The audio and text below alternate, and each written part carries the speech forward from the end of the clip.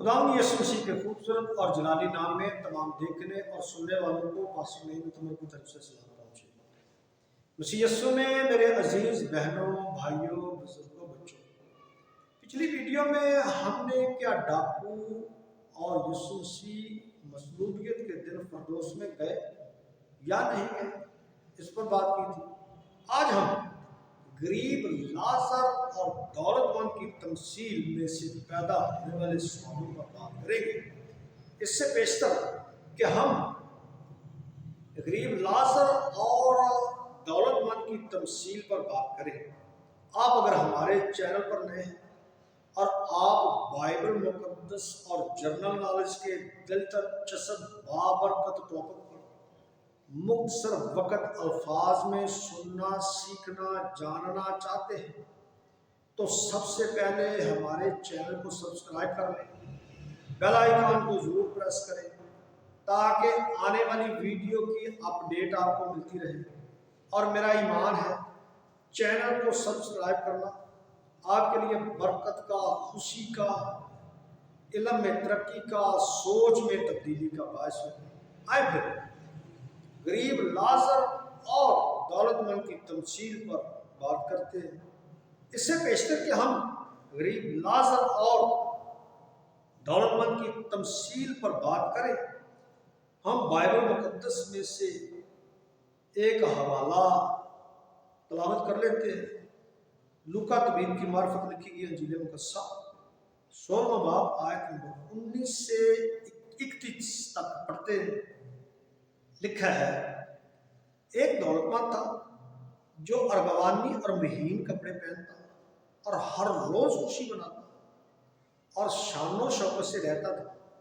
और लाजर नाम एक गरीब नासूरों से भरा हुआ उसके दरवाजा पर डाला गया था। उसे आरजू थी कि दौलतमंद की मेज से गिरे हुए टुकड़ों से अपना पेट भरे, बल्कि कुत्ते भी आकर उसके नासूर चाटते थे। और ऐसा हुआ कि वो गरीब मर गया और फरिश्तों ने उसे ले जाकर इब्राहिम की गोद में पहुंचा दिया। और दौलतमंद भी हुआ और दफन हुआ। उसने आलमे रवा के दरमियान अजाब में मुब्तला होकर अपनी आंखें उठाई और इब्राहिम को दूर से देखा और उसकी गोद में लाजर, और उसने पुकार कर कहा, ऐ बाप इब्राहिम, मुझ पर रहम करके लाजर को भेज के अपनी उंगली का सिरा पानी में भिगोकर मेरी जबान तर करे, क्योंकि मैं इस आग में तड़पता हूँ। इब्राहिम ने कहा, बेटा, याद करके तू अपनी जिंदगी में अच्छी चीजें ले चुका और उसी तरह लाजर बुरी चीजें, लेकिन अब वो यहाँ तसल्ली पाता है और तू तड़पता है। इन बातों के सिवा हमारे तुम्हारे दरमियान एक बड़ा कड़ा वाक़या है, ऐसा कि जो यहाँ से तुम्हारी तरफ पार जाना चाहे ना जा सके और ना कोई इधर से हमारी तरफ आ सके। उसने कहा, बस ऐ बाप, मैं तेरी मिन्नत करता हूँ कि तू उसे मेरे बाप के घर भेज, क्योंकि मेरे 5 भाई हैं, ताकि वो उनके सामने इन बातों की गवाही दे। ऐसा ना हो कि वो भी इस अजाब की जगह में आए। इब्राहिम ने उससे कहा, उनके पास मूसा और अंबिया तो हैं, उनकी सुने। उसने कहा, नहीं ऐ बाप इब्राहिम, हाँ, अगर कोई मुर्दों में से उनके पास जाए तो वो तौबा करेंगे।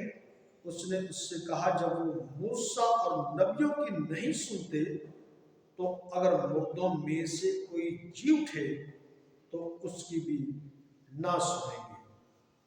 याद रहे, इस तमसील से समझा जाता है कि इंसान में एक गैर मादी और बाशऊर जिंदा रहने वाली रूह पाई जाती है। मगर तमसील में यीशु मसीह ने वाज़ा कर दिया है कि अगर कोई शख्स मरने वालों की कंडीशन के बारे में ठीक ठीक जानना चाहता है, दुरुस्त मालूमात हासिल करना चाहता है, तो वो मूसा اور انبیاء کی کتب مقدسہ میں سے سنیں، تاکہ انہیں مرنے والوں کی حقیقت یا مرنے والوں کی حقیقی حالت کا، ان کے مقام کا پتہ چلے، ان کے مقام کی درست معلومات انہیں حاصل ہو جائے، کیونکہ موسیٰ اور انبیاء کی کتب ویسی ہی معلومات فراہم کرتی ہیں جیسی معلومات مردوں میں سے زندہ ہو کر کوئی شخص واپس آ کر معلومات فراہم کر سکتا ہے۔ اور مرنے والوں کی روحیں جاتی کہاں ہیں؟ اس پر ہم تفصیلاً بات پہلے کر چکے ہیں کہ مرنے والوں کی روح جان بدن سمیت پتال قبر گور گڑھے میں جاتے ہیں۔ فرض کریں عبرانی شول بمانی پتال قبر گور گڑھا میں حکمت، شعور، خوشی، غم پایا جاتا ہے جیسا تفصیل سے سمجھا جاتا ہے، تو پھر عام عقیدہ سے ہمیں موسیٰ اور انبیاء کی تعلیم کو بالکل رد کرنا پڑے گا۔ لہذا دونوں عہود کی تعلیم کو سمجھنے کی کوشش کرنی چاہیے تاکہ دونوں میں مطابقت ہو۔ اس لیے کہ لوکا 16 باب میں حقیقت میں 3 تمثیلیں پائی جاتی ہیں۔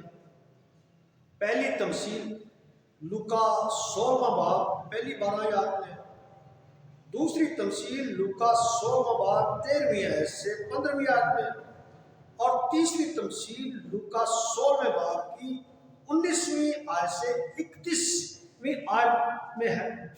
ان تمثیلوں کا مقصد حقیقت میں فرشتیوں کو ملامت کرنا تھا، کیونکہ وہ بذات خود زردوست تھے، لالچی تھے۔ ان کا عقیدہ تھا کہ خدا دولت مندوں کی زیادہ سنتا ہے، کیونکہ دولت خدا کی طرف سے انہیں برکت کے طور پر ملی ہے، جبکہ غربت جو ہے وہ خدا کی طرف سے لعنت ہے۔ اس لیے دولت مند خدا کی بادشاہی میں آرام حاصل کریں گے، جبکہ غریب عذاب میں داخل ہوں گے۔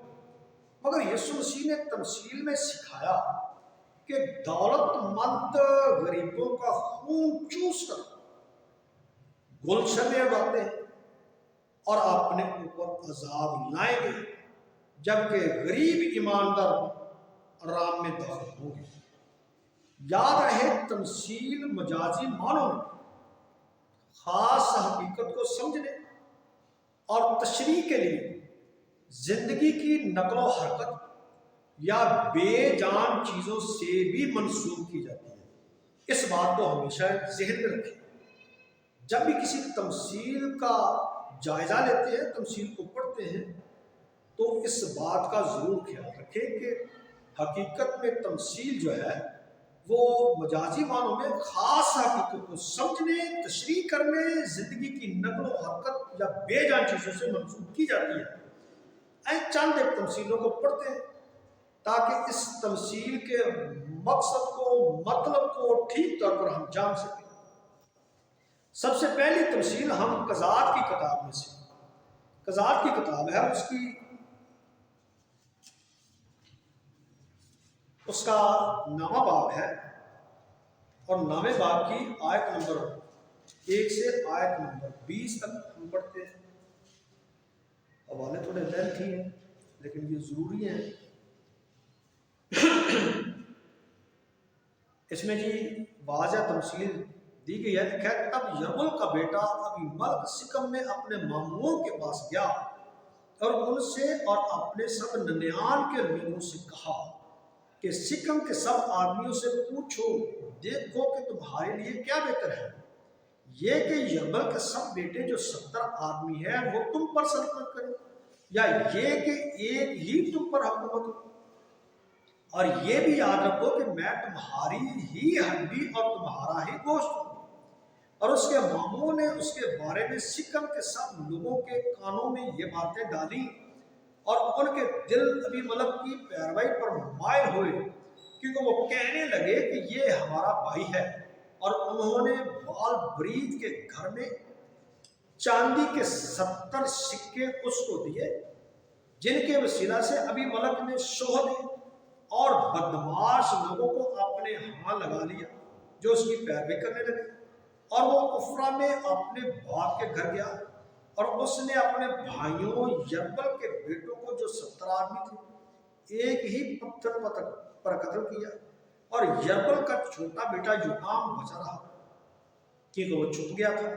तब सिकम के सब आदमी और सब अहले मिलूक जमा हुए और जाकर उस सतून के बलूद के पास जो सिकम में था, अभी मलक को बादशाह बनाया।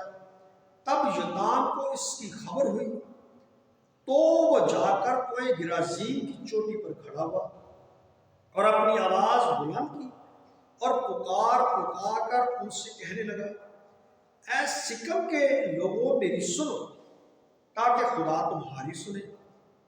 एक जमाना में दरख्त चले, ताकि किसी को मसा करके अपना बादशाह बनाए। सो उन्होंने जैतून के दरख्त से कहा कि तू हम पर सल्तनत कर। तब जैतून के दरख्तों ने उनसे कहा, क्या मैं अपनी चिकनाहट को, जिसके बायस मेरे वसीला से लोग खुदा और इंसान की ताजीम करते हैं, छोड़कर दरख्तों पर हुक्मरानी करने जाऊं?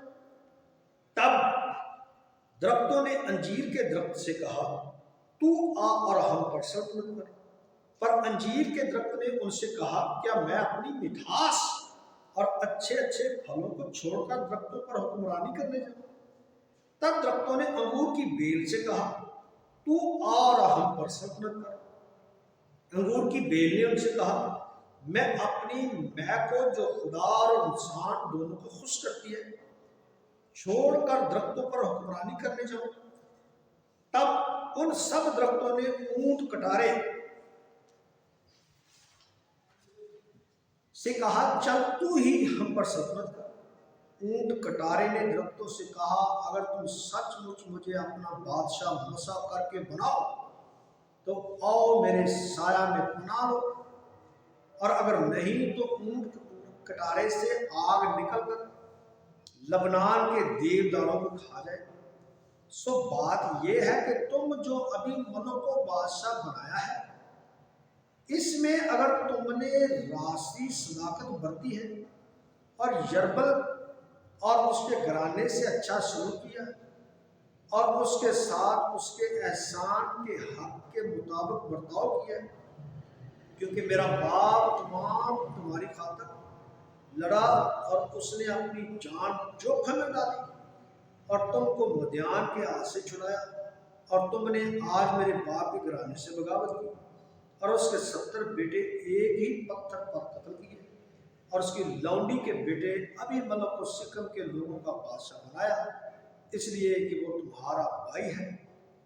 सो अगर तुमने यरबल और उसके घराने के साथ आज के दिन रास्ती और सदाकत बरती है, तो तुम अभी मलक से खुश रहो और वो तुमसे खुश रहे, और अगर नहीं तो अभी मलक से आग निकल कर सिकम के लोगों और अहले मिलों को खा जाए, और सिकम के लोगों और अहले मिलों के बीच से आग निकल कर अभी मलक को खा जाए।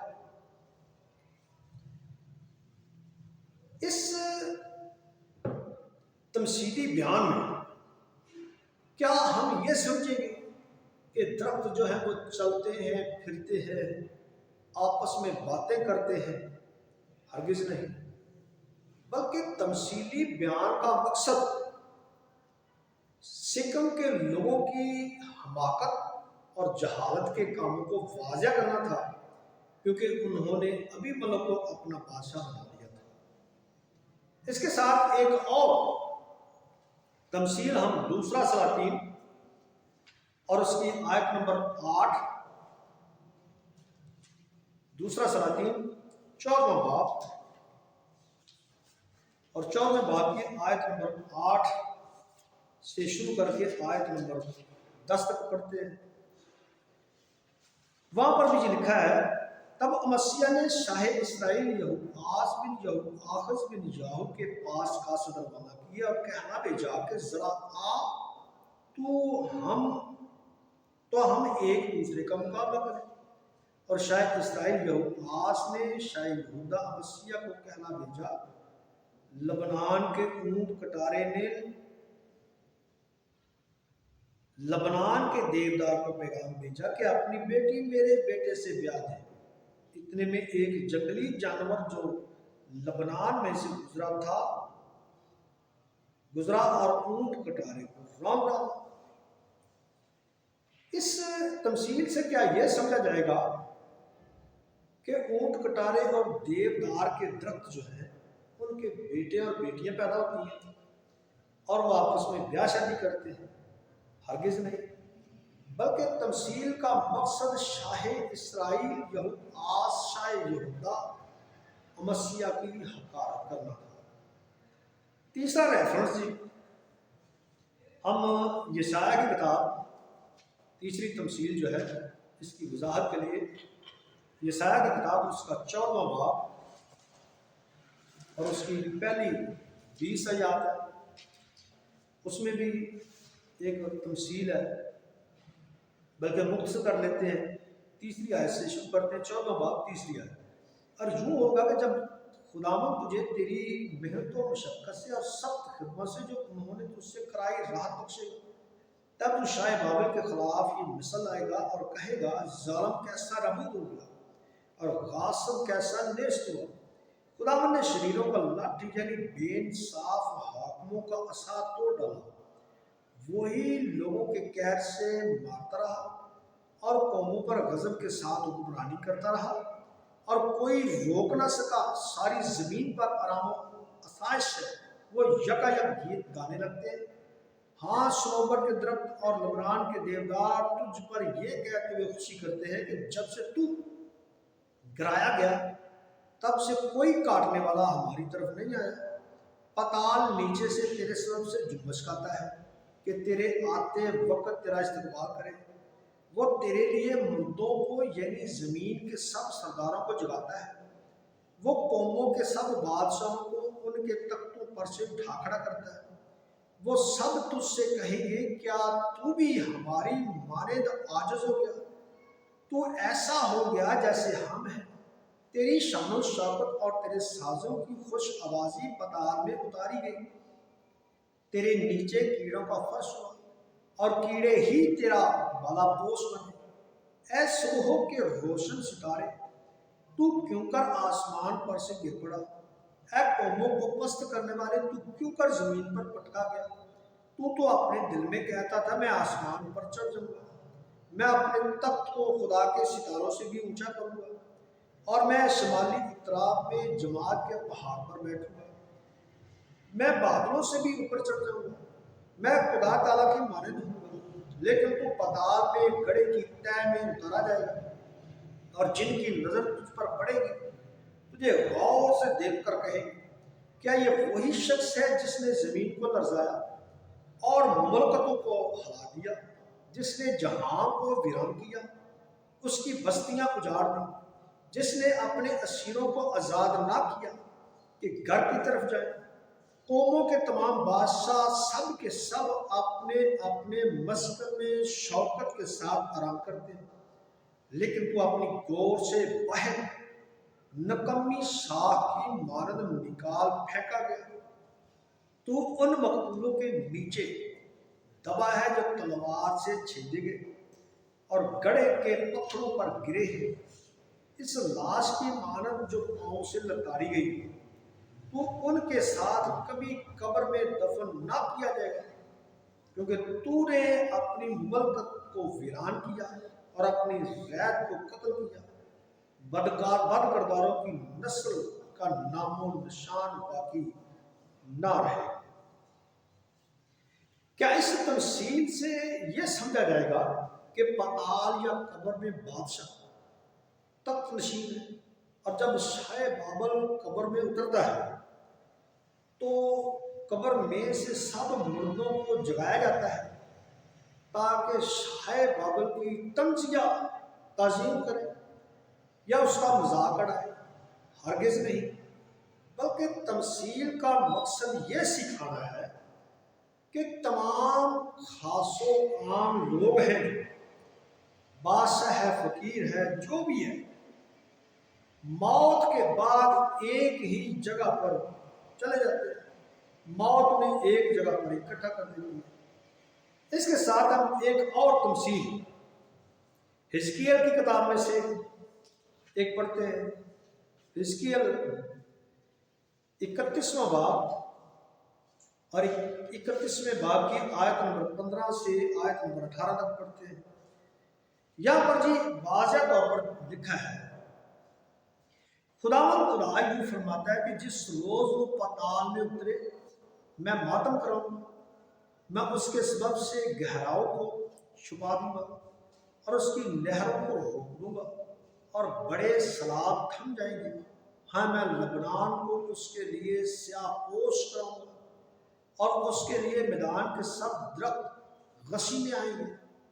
جس وقت میں اسے اس دن کے ساتھ جو گڑھے میں گرتے ہیں پتال میں ڈالوں گا تو اس کے گرنے کے شور سے تمام اقوام لرزاں ہوں گی، اور عدن کے سب درخت، لبنان کے چیدہ اور نفیس اور سب جو پانی جذب کرتے ہیں زمین کے اسفل میں تسلی پائیں گے۔ وہ بھی اس کے ساتھ ان تک جو تلوار سے ماریں گے پتال میں اتر جائیں گے، اور وہ بھی جو اس کے بازو میں تھے اور قوموں کے درمیان اس کے سایہ میں بستے تھے وہی ہوں گے۔ تو شان و شوکت میں عدن کے درختوں میں سے کس کی مانند ہے؟ لیکن تو عدن کے درختوں کے ساتھ زمین کے اسفل میں ڈالا جائے گا، تو ان کے ساتھ جو تلوار سے قتل ہوئے نامقتولوں کے درمیان پڑا رہے گا۔ یہی فرعون اور اس کے سب لوگ ہیں، خدا فرماتا ہے۔ اس کے بعد 32واں باب اور 32ویں باب کی آیت نمبر 17 سے 32 تک پڑھتے ہیں۔ لیکن پھر 12ویں برس میں مہینے کے 15ویں دن خدا کا کلام مجھ پر نازل ہوا، اے آدم زاد، مصر کی جمعیت پر واویلا کر اور اس کو اور نامدار لوگوں کی بیٹیوں کو پتا میں اترنے والوں کے ساتھ زمین کے اسفل میں گرا دے۔ تو حسن میں کس سے بڑھ کر تھا؟ اتر اور نامقتولوں کے ساتھ پڑا رہا۔ وہ ان کے درمیان گریں گے جو تلوار سے قتل ہوئے، وہ تلوار کے حوالہ کیا گیا، اسے اور اس کی تمام جمعیت کو گھسیٹ لے جائے۔ وہ جو زور آوروں میں سب سے تباہ ہے پتال میں اس سے اور اس کے مددگاروں سے مخاطب ہو گئے۔ وہ پتال میں اتر گئے، وہ بے حس پڑے ہیں، یعنی وہ نامقتول جو تلوار سے قتل ہوئے۔ اسور اور اس کی تمام جمعیت وہاں، اس کی چاروں طرف ان کی قبریں ہیں، سب کے سب تلوار سے قتل ہوئے ہیں، جن کی قبریں پتال کی تہ میں ہیں، اور اس کی تمام جمعیت اس کی قبر کے گردا گرد ہے۔ سب کے سب تلوار سے قتل ہوئے جو زندوں کی زمین میں ہیبت کا باعث تھے۔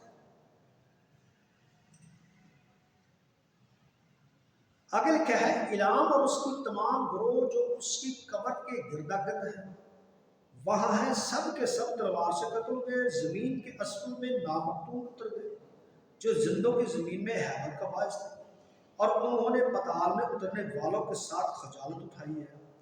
انہوں نے اس کے لیے اور اس کی تمام گروہ کے لیے مقتولوں کے درمیان بستر لگایا ہے۔ اس کی قبر میں اس کے گردا گرد ہیں، سب کے سب نامقتول تلوار سے قتل ہوئے ہیں، وہ زندوں کی زمین میں ہیبت کا باعث تھے، اور انہوں نے پتال میں اترنے والوں کے ساتھ رسوائی اٹھائی۔ وہ مقتولوں میں رکھے گئے ہیں، مسک اور توبل بھی اور اس کی تمام جمعیت وہاں ہے، اس کی قبریں اس کے گردا گرد ہیں، سب کے سب نامقتول اور تلوار کے مقتول ہیں، اگرچہ زندوں کی زمین میں ہیبت کا باعث تھے۔ کیا وہ ان بہادروں کے ساتھ جو نامقتولوں سے قتل ہوئے، جو اپنے جنگ کے ہتھیاروں سمیت پتال میں اتر گئے، پڑے نہ ہیں؟ ان کی تلواریں ان کے سروں کے نیچے رکھی ہیں، اور ان کی بدکرداری ان کی ہڈیوں پر، کیونکہ وہ زندوں کی زمین پر بہادروں کے لیے ہیبت کا باعث تھے۔ اور تو نامقتولوں کے درمیان توڑا جائے گا اور تلوار کے مقتولوں کے ساتھ پڑا رہے گا۔ وہاں ادوم بھی ہے، اس کے بادشاہ اور اس کے سربراہ، جو باوجود اپنی قوت کے تلوار کے مقتولوں میں رکھے گئے، وہ نامقتولوں اور پتال میں اترنے والوں کے ساتھ پڑے رہے۔ شمال کے تمام امراء اور تمام شیطانی جو مقتولوں کے ساتھ پتال میں اتر گئے، باوجود اپنے روب کے اپنی زوراوری سے شرمندہ ہوئے، وہ پتال کے مقتولوں کے ساتھ نامقتول پڑے رہیں گے اور پتال میں اترنے والوں کے ساتھ رسوائی اٹھائیں گے۔ فرعون ان کو دیکھ کر اپنی تمام جمعیت کی بابت تسلی پذیر ہوگا۔ ہاں، فرعون اور اس کا تمام لشکر جو تلوار سے قتل ہو گئے، خدا فرماتا ہے، کیونکہ میں نے زندوں کی زمین میں اس کی ہیبت قائم کی اور وہ تلوار کے مقتولوں کے ساتھ نامقتولوں میں رکھا گیا۔ ہاں، فرعون اور اس کی جمہوریت خدا فرماتا ہے۔ دیکھیں جی، یہ تمثیل بھی ایک خاص مقصد کے تحت کی گئی ہے۔ کیا اس تمثیل سے یہ سمجھا جائے گا کہ قتل کرنے والوں کو اپنے ساتھ جب قبر میں دیکھیں گے تو سچ مچ تسلی پائیں گے؟ ایسا ہرگز نہیں، بلکہ تمثیل کا مقصد یہ سکھانا کہ تمام مرنے والے ایک ہی جگہ پر جاتے ہیں۔ ایک حوالہ اور اس کی وضاحت کے لیے یرمیہ کی کتاب میں سے ہم پڑھتے ہیں۔ یرمیہ 31واں باب ہے، 31ویں باب کی آیت نمبر 15 سے آیت نمبر 17 تک پڑھتے ہیں۔ یہاں پر یہ ایک بڑا ایک اہم بیان ہے جو لوکا میں پائی جانے والی تمثیل ہے، اس کو سمجھنے کے لیے یرمیہ 31واں باب آیت نمبر 15 اور آیت نمبر 17 تک اسے پڑھتے ہیں۔ لکھا خداوند یوں فرماتا ہے کہ راما میں ایک آواز سنائی دی، نوحہ اور زار زار رونا، راخل اپنے بچوں کو رو رہی ہے اور اپنے بچوں کی بابت تسلی پذیر نہیں ہوتی کیونکہ وہ نہیں ہے۔ خدا فرماتا ہے اپنی زاری کی آواز کو روک اور اپنی آنکھوں کو آنسوں سے باز رکھ، کیونکہ تیری محنت کے لیے اجر ہے۔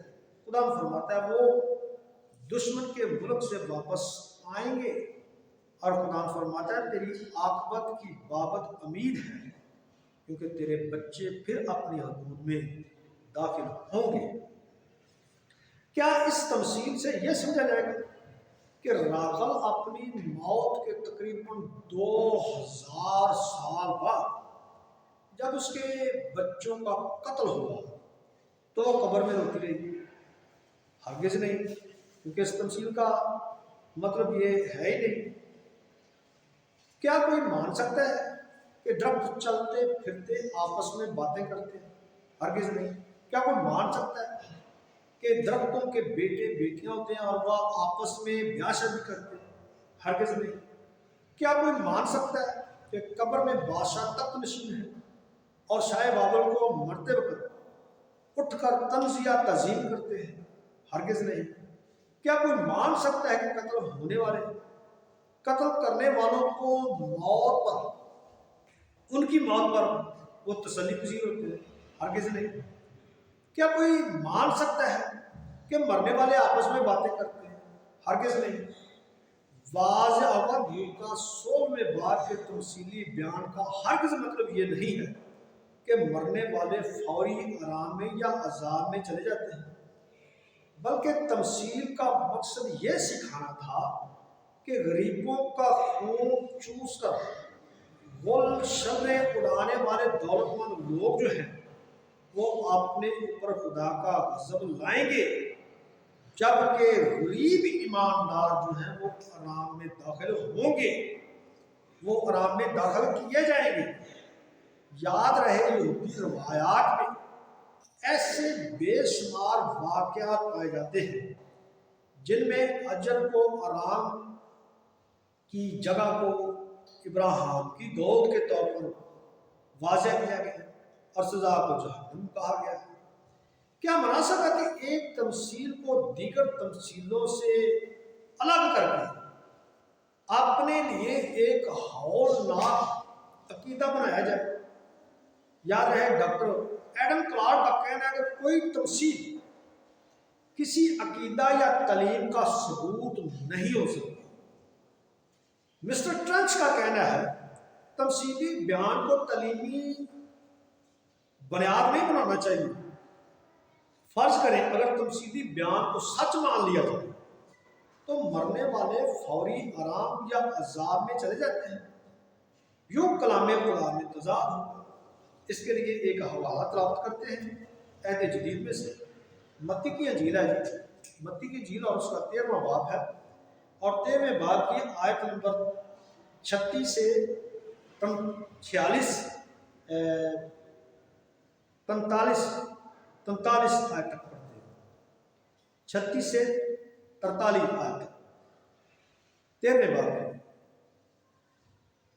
यहाँ पर जी एक बड़ी खूबसूरत तमसील बयान की गई। लिखे उस वक्त वो भीड़ को छोड़कर घर में गया और उसके शागिर्दों ने उसके पास आकर कहा कि खेत के कड़वे दानों की तमसील हमें समझा दे। उसने जवाब में कहा, अच्छे बीज का बोने वाला इब्ने आदम है और खेत दुनिया है।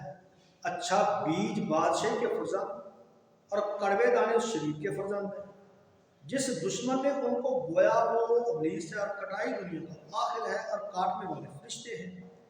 बस जैसे कड़वे दाने जमा किए जाते हैं, आग में जलाए जाते हैं, वैसे ही दुनिया के आखिर में होगा।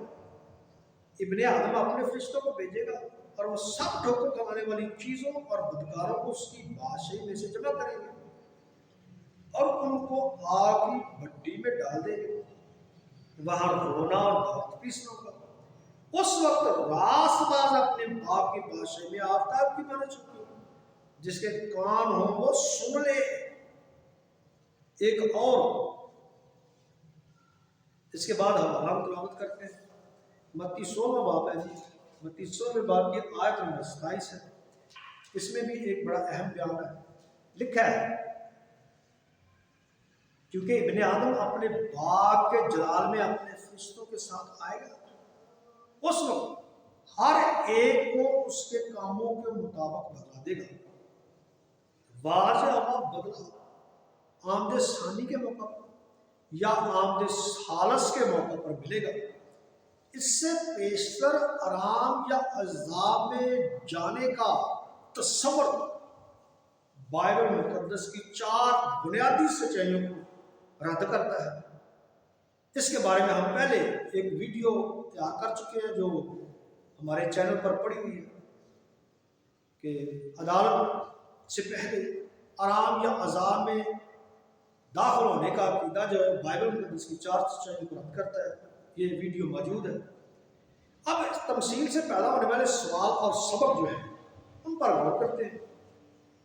नंबर 1, फरिश्ते कब रूहों को उठाकर ले जाते हैं या उठाकर ले जाएंगे? इसका जवाब हमें मत्ती 24वां बाब आयत नंबर 30 और 31 में मिल जाएगा।